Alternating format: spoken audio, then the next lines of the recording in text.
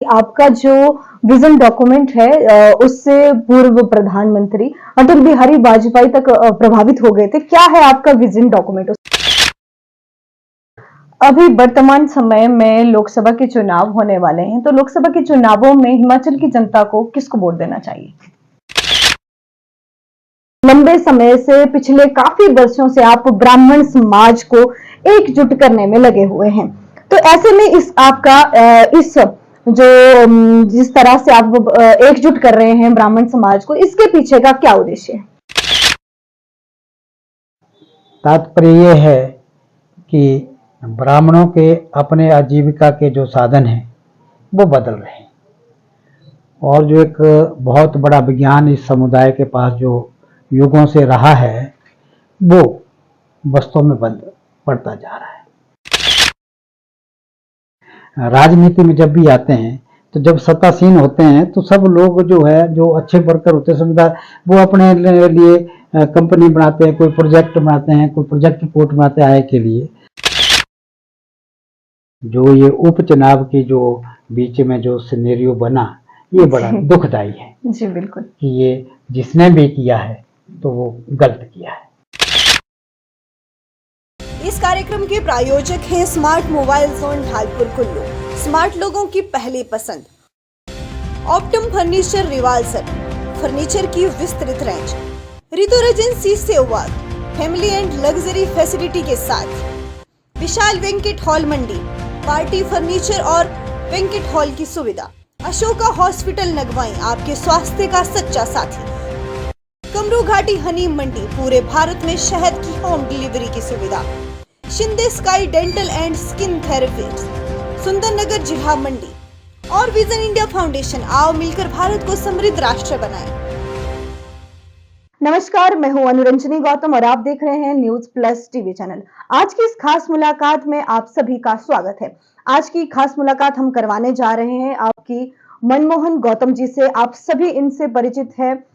हिमाचल प्रदेश ब्राह्मण सभा के प्रदेशाध्यक्ष मनमोहन गौतम जी। सर, सबसे पहले तो आपका बहुत बहुत आभार हमारे इस कार्यक्रम में आने के लिए। सबसे पहले सर, हम आपसे ये जानना चाहते हैं कि पिछले लंबे समय से, पिछले काफी वर्षों से आप ब्राह्मण समाज को एकजुट करने में लगे हुए हैं। तो ऐसे में इस आपका इस जो जिस तरह से आप एकजुट कर रहे हैं ब्राह्मण समाज को, इसके पीछे का क्या उद्देश्य है? देखिए, भारत जो है वो वेदों का देश है और सनातन परंपरा से ये देश चला है। सनातन एक जीवन जीने की पद्धति है जो शास्त्रों में नियमबद्ध होकर के पीढ़ी दर पीढ़ी युगों से आगे ये बढ़ाई जाती रही। इसका निर्वहन करने का दायित्व ऋग्वेद के अनुसार और जो सामाजिक परंपरा के मुताबिक ब्राह्मण समुदाय के पास ही रहा है।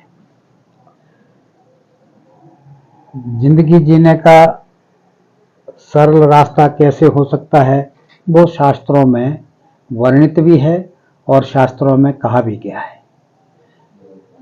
युगों से ब्राह्मण समुदाय इस परंपरा को निर्वहन करता बखूबी आया है, लेकिन अरसों से ये शास्त्र अध्ययन जो है और जो शास्त्र की परंपराएं हैं, हमारा जो जीवन जीने का जो सिस्टम जो शास्त्रोक्त था वो बदलता जा रहा है। तात्पर्य यह है कि ब्राह्मणों के अपने आजीविका के जो साधन हैं वो बदल रहे हैं, और जो एक बहुत बड़ा विज्ञान इस समुदाय के पास जो युगों से रहा है वो वास्तव में बंद पड़ता जा रहा है। इसी मनन को करके, इस पर चिंतन करके हर जगह ब्राह्मण सभाएं तो बनी है जी, कार्य कर रही हैं, लेकिन हमने थोड़ा हट के जो इस पर चिंतन किया है कि ब्राह्मण का जो कार्य है वो जन कल्याण के लिए है, और जन कल्याण की भावधारा तभी प्रभावित हो सकती है जब वो शास्त्रों का अध्ययन अनवरत करते रहेंगे। लेकिन अध्ययन को अनवरत करने के लिए जो हमारा जो सिस्टम था वो बदल रहा है। जी। तो इसलिए इस समुदाय को इकट्ठा करके इस पर हम एक सामूहिक चिंतन करें कि हम अपनी जो वैदिक संस्कृति को पुनः किस तरह स्थापित करें, ताकि भारत को जो है विश्व गुरु बनने में ये कौम और हमारा जो है समुदाय एक मील का पत्थर का काम करे। राष्ट्रीय स्तर पर भी हमारी ब्राह्मण सभाएं हैं जी। प्रदेश स्तर पर भी हैं, तो जिला स्तर पर भी हैं। इस बार प्रदेश के ब्राह्मण समुदाय ने महसूस किया कि मुझे प्रदेशाध्यक्ष बनाना चाहिए और मैं उनका आभारी हूँ। हालांकि शायद जितना गहन अध्ययन इसके लिए चाहिए शायद वो मेरे पास नहीं है, फिर भी उन्होंने इस मुझे उचित समझा, तो एक बहुत बड़ा दायित्व मिला है। ये ब्राह्मण समुदाय जो हमारे मंत्र हैं, जो मंत्र विज्ञान है, तो मेरा ये चिंतन है कि जो हमारा वाइब्रेशन साइंस है इस पर हम जो है कार्य करें। मैंने अपने जो पारंपरिक पुरोहित ब्राह्मण वर्ग है उनसे आग्रह किया है कि वो मंत्रों के अंदर जो है वाइब्रेशन साइंस को खोजें कि किस तरह जो है मंत्र का प्रभाव वो पड़ता है।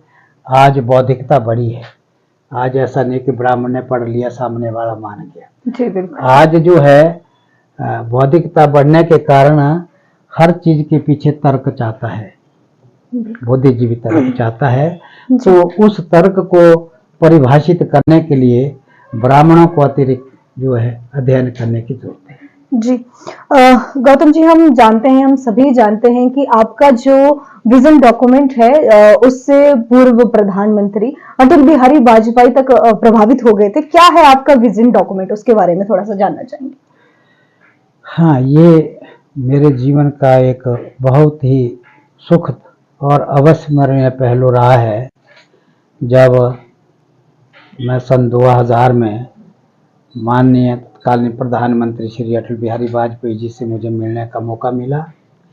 मैं उस वक्त कुल्लू जिला सहकारी संघ का मात्र एक सचिव था।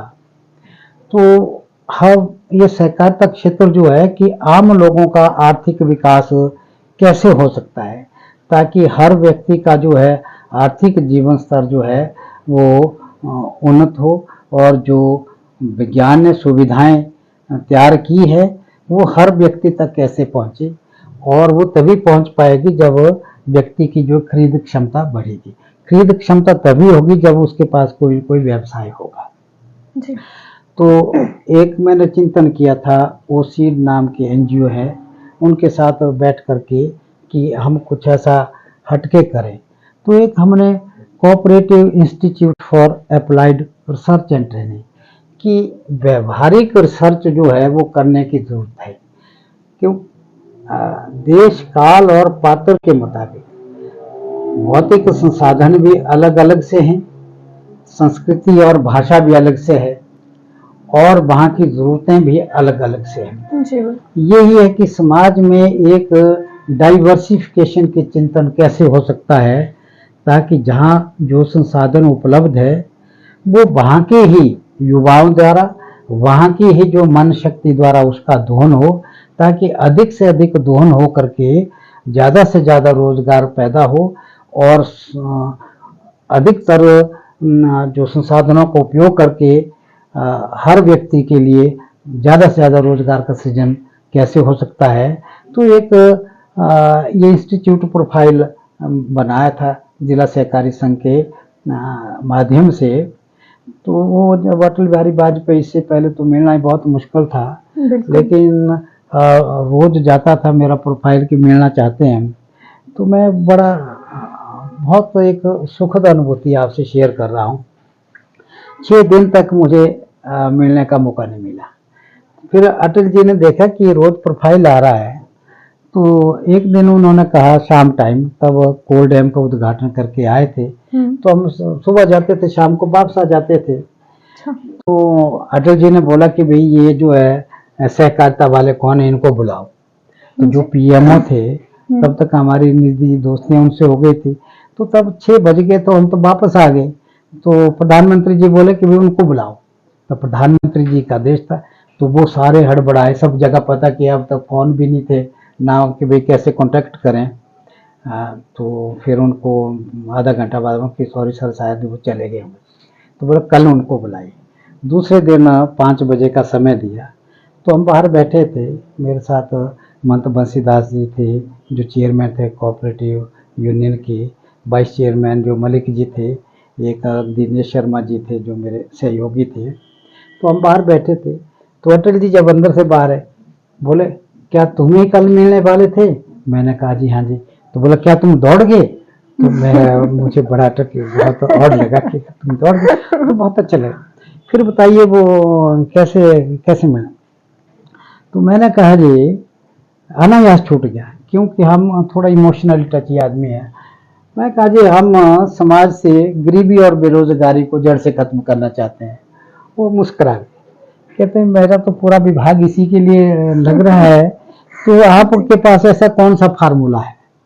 फिर मैंने अपना जो विज़न रखा कि देश काल पात्र के मुताबिक जो हमें चिंतन करना है, और जो हमारे टोपोग्राफी के मुताबिक जो रिसोर्सेज है वो वहाँ के व्यक्तियों को द्वारा जो वो कैसे दोहन हो सके, ताकि अधिकतम दोहन हो और अधिकतम रोजगार पैदा हो और अधिकतम प्रॉफिट मिले, ताकि हर व्यक्ति को जो है वो आर्थिक स्वावलंबन की तरफ हम बढ़ा पाए। तो कहते हैं मेरा विभाग तो सारे लगे, तो इसमें क्या है?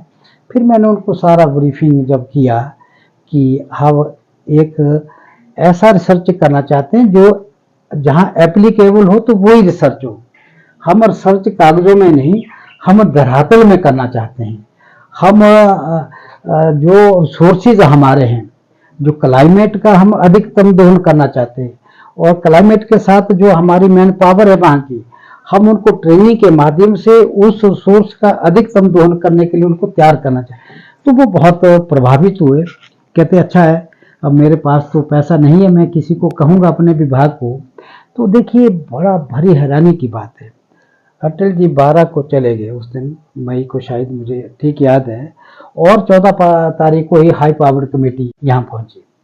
तब धूमल जी मुख्यमंत्री थे, क्योंकि तब सारा हड़बड़ाहट होगी कि एक सेक्रेटरी के कहने से जो प्रधानमंत्री हाई पावर कमेटी भेज रहे, हम कई बार आग्रह करते तो तब नहीं आते। तो मिस्टर मिश्रा जी थे, फिर उन्होंने मुझे डांटा, कहते प्रधानमंत्री जी को ये 4 पेज की रिपोर्ट दे दी और प्रधानमंत्री जी आपके लिए इतने लायक हो गए, ऐसा क्या है आपके पास?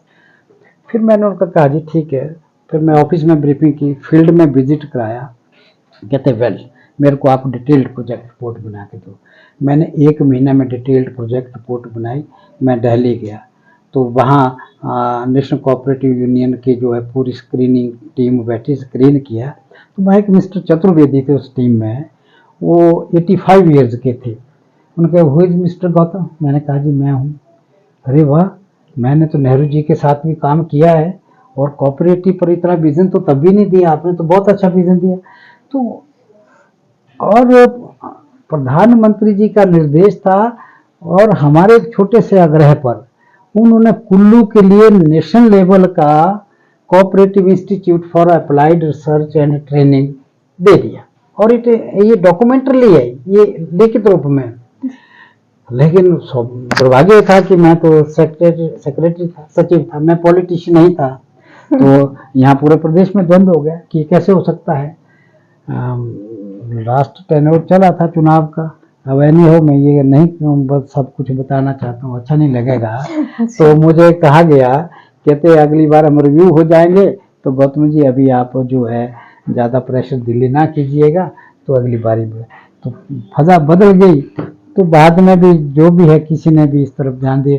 लेकिन मुझे दिल से आज दुख है कि एक वो संसार बौद्धिक संसाधन जो आज भी बस्ते में बंद पड़ा है मिनिस्ट्री ऑफ कोऑपरेटिव में, अगर इसको खोला जाए, इस पर चिंतन कर दिया जाए कि इसमें फार्मूलाज है कि किस तरह जो है हम अधिकतम उपयोग हम कर सकते हैं। तो ये बहुत अफसोस की बात है, और मैं आपके इस चैनल के माध्यम से मैं चाहूँगा कि सहकारिता क्षेत्र के और समाज से भी जो है मेरी बात सुने समझे।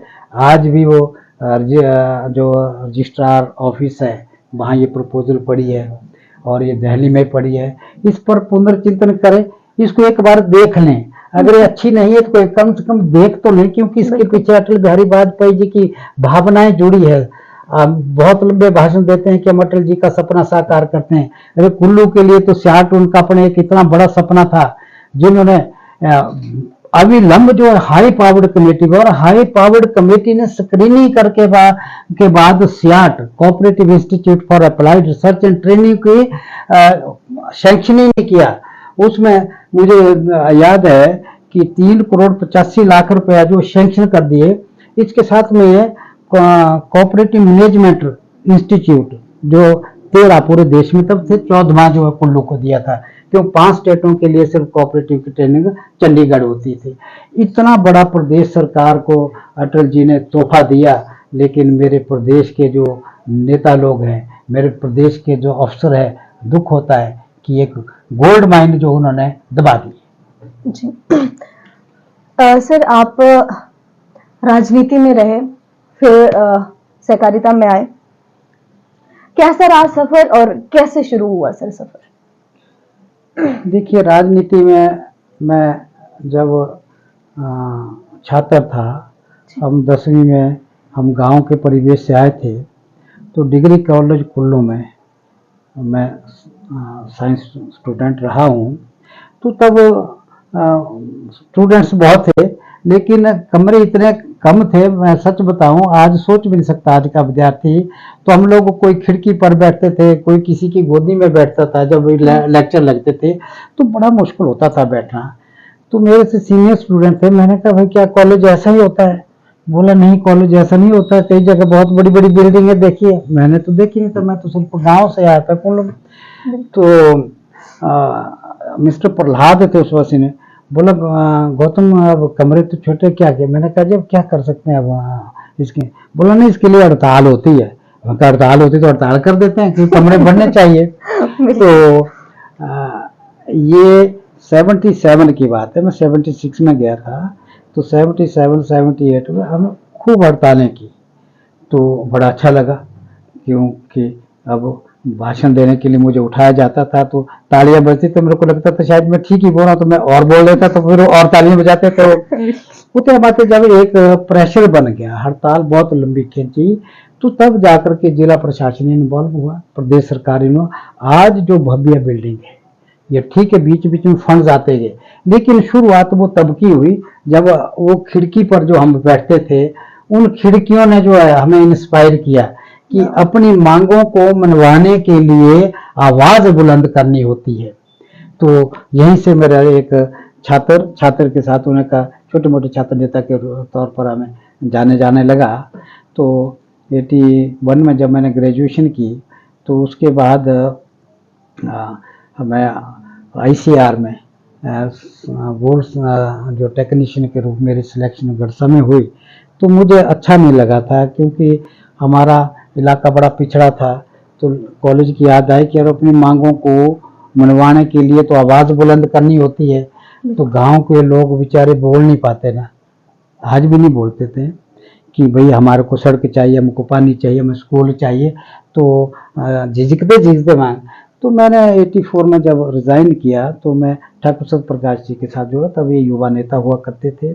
इन बिटवीन इंदिरा जी का असैसिनेशन हुआ, तो हमने सारी चीज़ छोड़ करके फुली जो है पॉलिटिक्स को ज्वाइन किया। सौभाग्य से 85 में वहाँ कांग्रेस जीती, तो मुझे उसमें बड़े शीर्ष पद पर काम करने का मौका मिला। तो सारा बंजार चुनाव क्षेत्र का मैंने एक एक गांव जो है वो पैदल चला है। तो ठाकुर सत्यप्रकाश जी के साथ मैं उनका पॉलिटिकल सेक्रेटरी रहा हूँ। देखिए, यहाँ एक और नई बात आपको बताता हूँ। राजनीति में जब भी आते हैं, तो जब सत्तासीन होते हैं, तो सब लोग जो है, जो अच्छे वर्कर होते हैं समझदार, वो अपने लिए कंपनी बनाते हैं, कोई प्रोजेक्ट बनाते हैं, कोई प्रोजेक्ट रिपोर्ट बनाते हैं आय के लिए। तो ठाकुर साहब बोले कि भैया जिस गांव में जाए है, यहाँ का प्रोजेक्ट बनाओ कि यहाँ प्रायोरिटी में क्या देना है। तो मैं जो है हर गांव के लिए अलग, किस गांव के लिए स्कूल की प्रायोरिटी जो है, कहाँ जो है नालों पर डीपियाँ बननी चाहिए, कहाँ सड़क देनी चाहिए, कहाँ छोटी सड़क देनी चाहिए, कहाँ बिजली की तारें बिछानी। तो मेरा अधिकतर समय जो बंजार कंस्टिट्यूंसी की डेवलपमेंट के लिए प्रोजेक्ट रिपोर्ट बना के गया, और मुझे खुशी है कि उस वक्त हमने चलो लकीरें खींची, कुछ काम हुए, लेकिन उसके बाद द्रुत गति से आगे काम होते रहे हैं। क्योंकि बहुत काम करने की जरूरत है। हाँ, समय बदलता है, राजनीति में जो है स्थिरता ज़्यादा देर तक नहीं रहती। तो ये जो है एक अच्छा समय 8-10 साल का जो राजनीति में गया, 87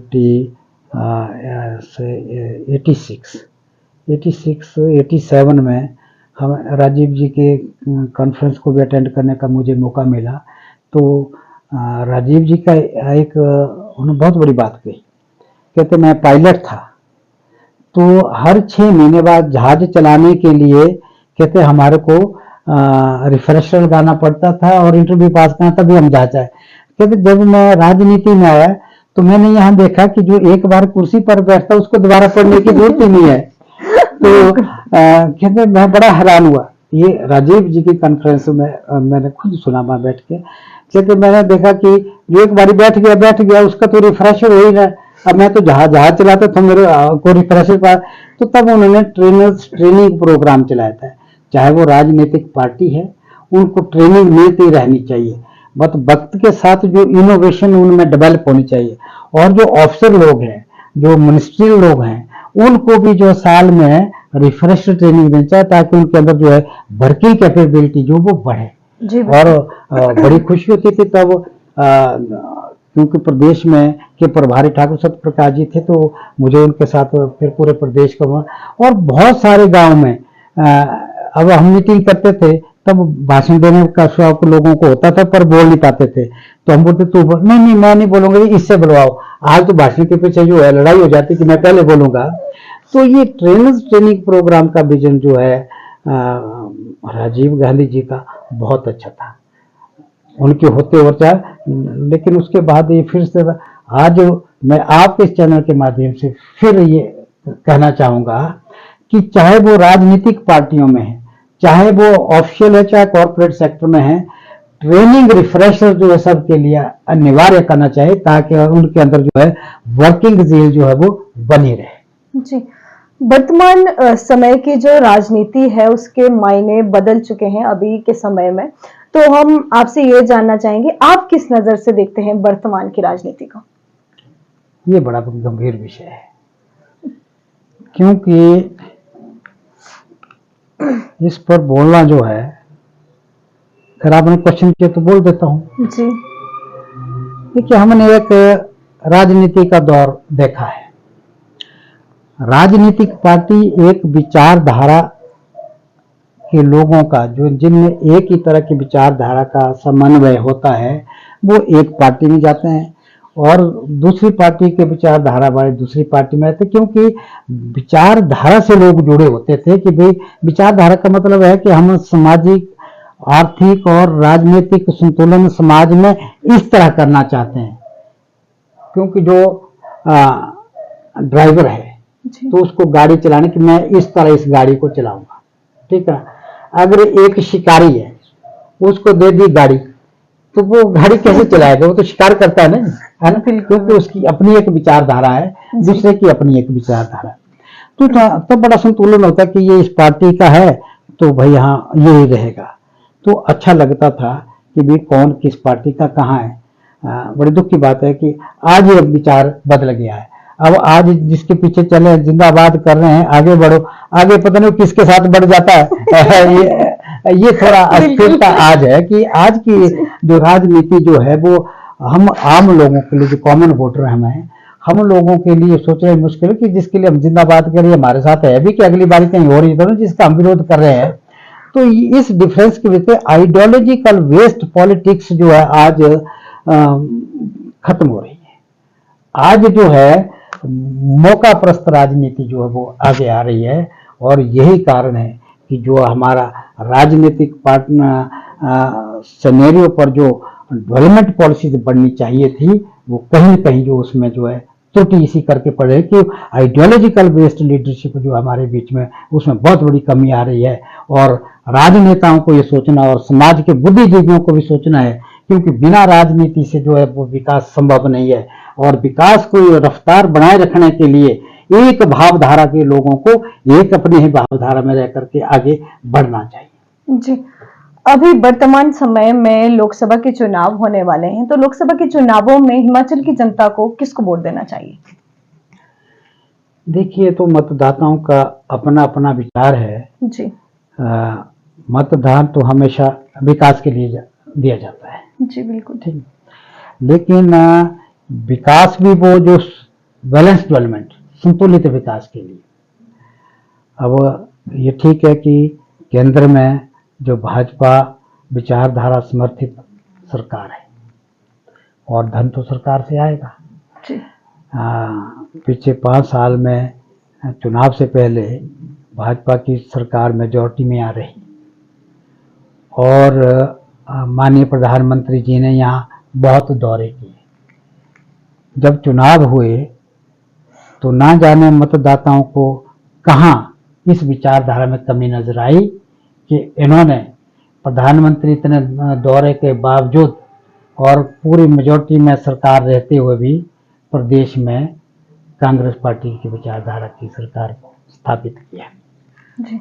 अब आज के दिन में चुनाव हो रहे हैं, लोकसभा के भी हो रहे हैं, और दुख की बात यह है कि ना जाने मध्यावधि चुनाव की क्यों बीच में ऐसी समस्या आ गई, तो मतदाता जो बहुत असमंजस में लग रहा है।